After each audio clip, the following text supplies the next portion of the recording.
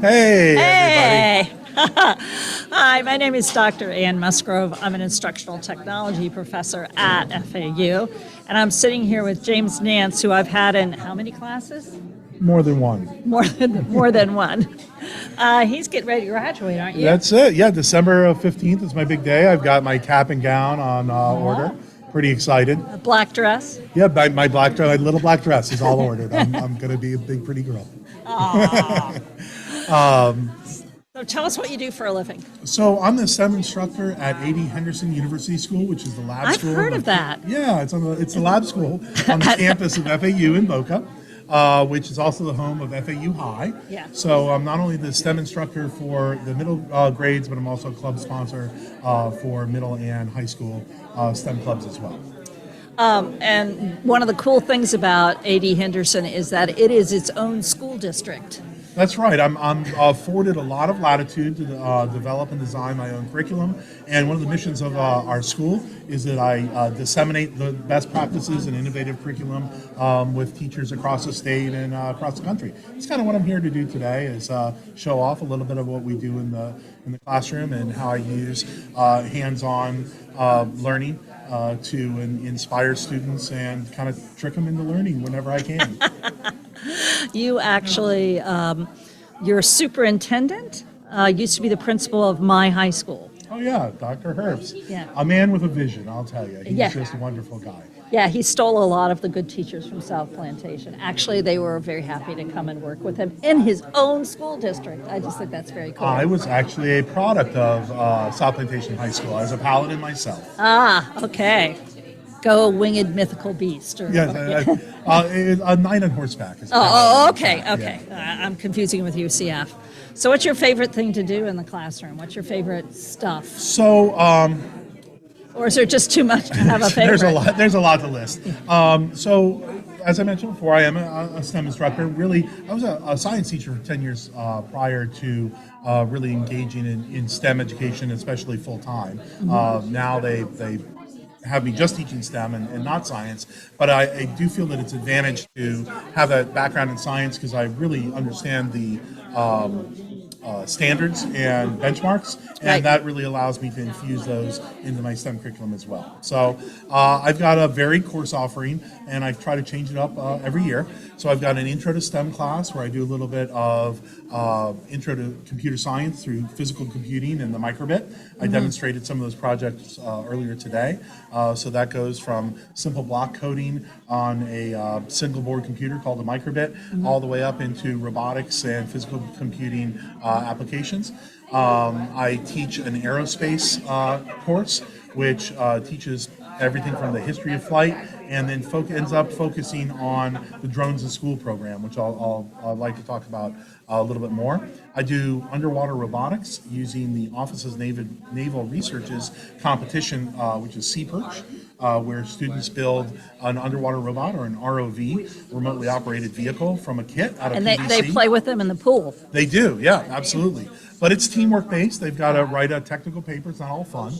They write a technical paper and outline their iterative design process. I teach students to follow the engineering design cycle from their very first class with me, from their intro to STEM, and I reinforce that through all of my courses. So they outline their steps in that iterative design process and the design of their ROV and the engineering stages that they went through to their final product. One of my favorite sayings is fail early and fail often. Yeah, absolutely.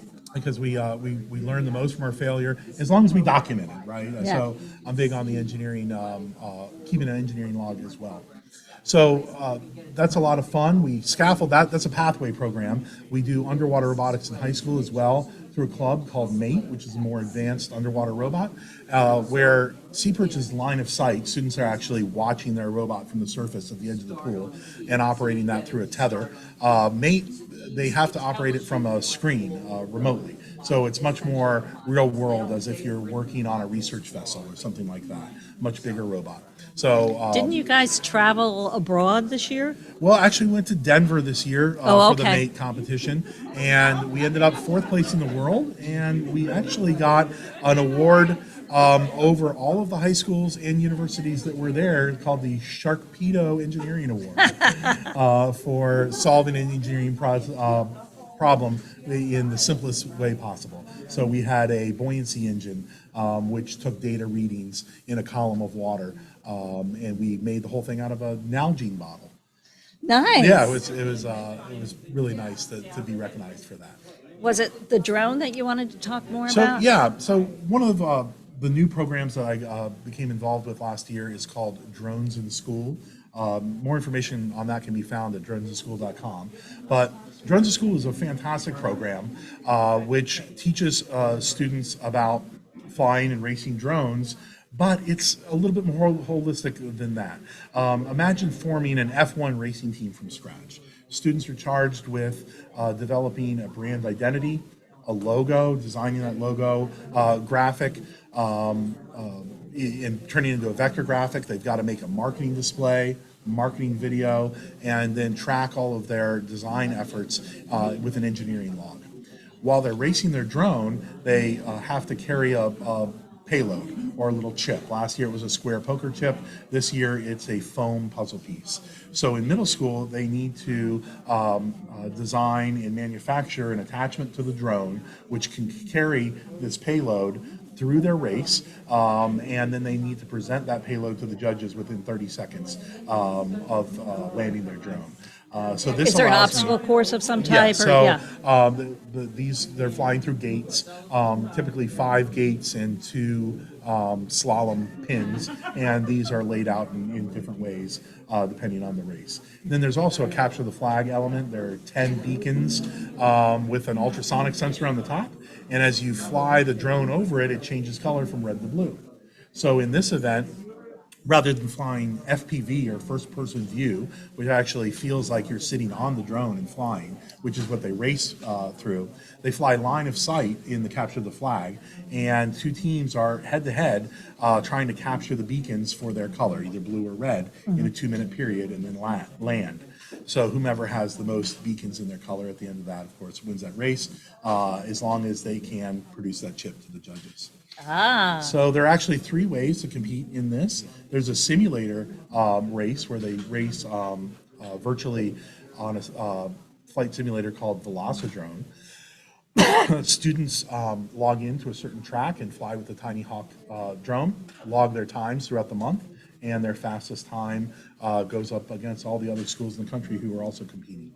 Then there's a virtual option, which is a lot more real world than it sounds. There is a universal time track, which is released each month, which we measure out either in a half a basketball court, or in our case, we use our media center a lot. We carefully measure those gates out, as do all the other schools participating across the country. Got to be fair. We got to be fair.